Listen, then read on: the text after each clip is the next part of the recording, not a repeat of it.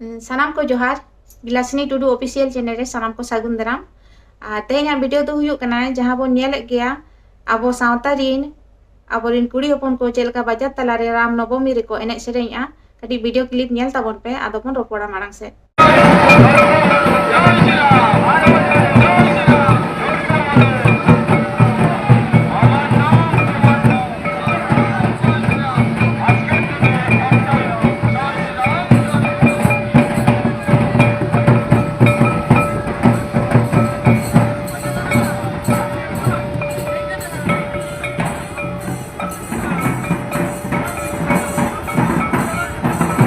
Video clip पे nail cat गया आदो चेत बन मेना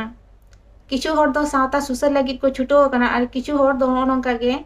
नोआ अबुआ सावता समाज रेना आरिचली लाई लाकचार चेत हो बांग को बुझो दाड़े कना से नोआ तेहेन टाका पैसा लगित को आखरिñe ताबोना अबुआ सावता रेना जहां लाई लाकचार आरिचली को जहां एने सेरेñ को दो हुयुक कना अबो समाज रेना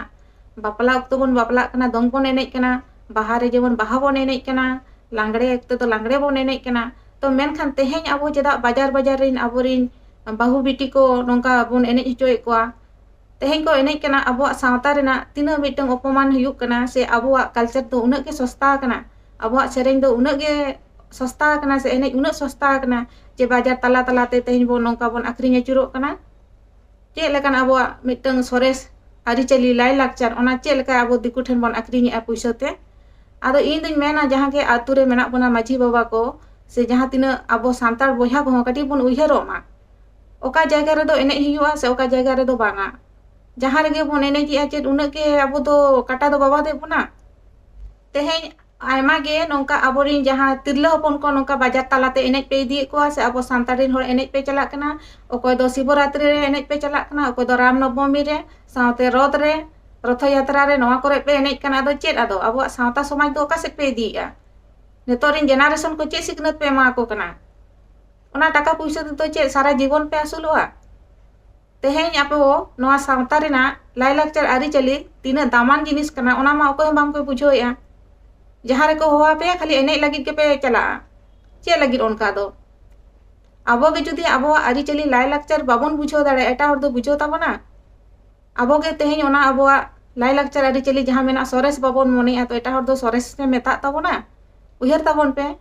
जहां रे गे नोंका तिरला हपन बन इदी कोते से जहां गे कोड़ा हपन को तुंदा टमाक बन इदीया तुंदा टमाक दो बन रुया एनेज बन सेरेña अबोवा सावता रेना कना मेनखान बाजार बाजार ते आखरिñो लगी दो बांगा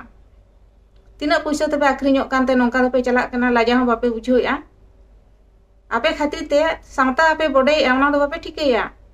उना अबो मिटंग सोनेर सावता नोआ दो आदो चेल का पे मोने किया दिकु दो नोंका अकोरिन बाहु बिटी से नोंका कुड़ी हपन को इदी कोते बाजार बाजार को एनेज को नेल का को पे जहां तिस तो चेदा अबो नुना सस्ता दो बन नोंका बन सस्ता बन बेनाव कना जे जहां रे गे बन चला कना तिरले हपन बन इदी को बाजार तला ते बन एनेज हचो को चेदा दो नोंका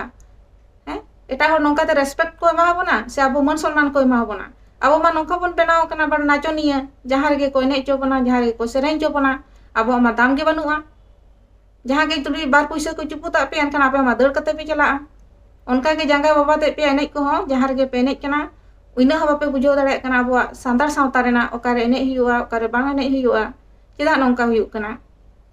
किछु गान अबोरिन गाखुड़िया को सावता सुसरिया को सावता को सुसर कान गया मेनखान सावता दो मिन होड़ा तो बांग कना सानाम होड़ा कान गया और सानाम होड़ा के दायित्व मेना जे सावता लगी दो सानाम होड़ बन कमिया से सावता बाबन बड़िया सावता जतो रे बन दोया नोआ तो जतोड़ा दायित्व कना चेदा नोंका पे कमी कान ताबना आपे खातिर ते तेहेñ सानार सामतार पे अपमान हचो जहां को पे चला कना पैसा एम कते नोंका एनेज सेरेñ पे चला कना हर हरते रोड रोड ते पे एनेज सेरेña आपे मा बेस बड़ी बांग पे बुझो दाड़े कना जे अबो सावता तिना सोरेसा से नोआ को दो अबो दो बांग एला नोंका दो बाबन आखरिñ जुरुआ मेनखान अबो सावता पूरा पे बदनामिया पूरा सांतार सावता के पे बदनाम नोआ मा बापे बुझो दाड़े कना चेदा नोंका पे कमी कना हर हरते पे एनेज अचुरिया तो नोंका ते तो दिकु पुसी मा अबो मा ओना तेगे नाचनिया को बनाव का बना जहां रे के नेता मंत्री को जो ओंडे के बन चला एने जहां रे के जहां मा हुयु तको ओंडे के सांतार को चला एने चे लगी माना कनी पैसा को अमा पे कना ओना पैसा ते तो सारा जीवन पे आसुलुआ की बार दिन के हुयु तपेया तो नोआ अबो जहां समाज रेना राय रीत आरी चली कना नोआ दो अडी ᱫᱚᱨᱤᱵᱟᱱ ᱫᱷᱚᱱ ᱠᱟᱱᱟ, ᱟᱹᱰᱤ ᱞᱟᱹᱠᱛᱤᱭᱟᱱ, ᱟᱹᱰᱤ ᱥᱚᱨᱮᱥᱟᱱ ᱟᱵᱚᱣᱟᱜ ᱟᱹᱨᱤᱪᱟᱹᱞᱤ ᱠᱟᱱᱟ। ᱱᱚᱣᱟ ᱫᱚ ᱱᱚᱝᱠᱟ ᱟᱞᱚᱵᱚᱱ ᱟᱠᱷᱨᱤᱧ ᱢᱟ, ᱵᱟᱡᱟᱨ ᱵᱟᱡᱟᱨ ᱟᱞᱚᱵᱚᱱ ᱪᱟᱞᱟᱜ ᱢᱟ, ᱚᱱᱟᱜᱤᱧ ᱢᱮᱱᱟ। ᱱᱚᱣᱟ ᱠᱚ ᱧᱮᱞ ᱠᱟᱛᱮ ᱛᱮᱦᱮᱧ ᱟᱵᱚ ᱪᱮᱫ ᱵᱚᱱ ᱢᱮᱱᱟ? ᱟᱵᱚᱣᱟᱜ ᱥᱟᱶᱛᱟ ᱨᱮᱢᱟ ᱛᱮᱦᱮᱧ नुको आबोरिन जहाँ किछु होड़ मेना को जहाँ दो अबोआ सावता रेना रायरित चेद हम बांको बुझो दाड़ेयाक कना। जहाँ रेगे एनेज सेरेंग को चलाक कना बाजार बाजार जहाँ रेगे को अक्रिñok कना दिकु पुसी ठेन कई तलांग पैसा को चुपुज ako कना मेनखान उनको अबोआ उन सरेस उन नापाय लाइलाकचार आरिचली नोवा को अक्रिñेआ। तेहेñ अबो सांताड़ा दो एनेज सेरेंग मेना गिया, बाहा मेना, लांगड़े मेना, दोंग मेना, मेनखान उनको दो ओना दो ओका जायगा रे बोन एनेजा अबोआ सावता रे तला रेगे ओना को एनेज दो सोबाआ। नोंका बाजार बाजार तला रे दो ओना दो अबोआ सावता रेना बोन अक्रिñे लेकाñ बुझोएआ। आदो जहाँ तिना आतु रे माझी बाबा को मेना बोना से अबो सानाम सांताड़ बोया मेना बोना अबो आतो दायित्व कना अबो सावता रेना बोंगा बुरु से रायरित आरिचली ओकारे दो सरेसोआ ओकारे दो बांगा ओकारे अबो एनेज लाक्ति मेना ओना को अबो बिचार हुई अबोना। नोंका दो आलो हुयु मा बांखान दो मिद दिन लो अबो आरिचली अडिगे बाड़िजोआ से दिकु पुसी को अड़ी बाड़ी नजर तको नेला। वीडियो पे कुसिया खान वीडियो लाइक शेयर कमेंट और सब्सक्राइब का तबन पे चैनल मा दोड़ाते सनम को जोहार।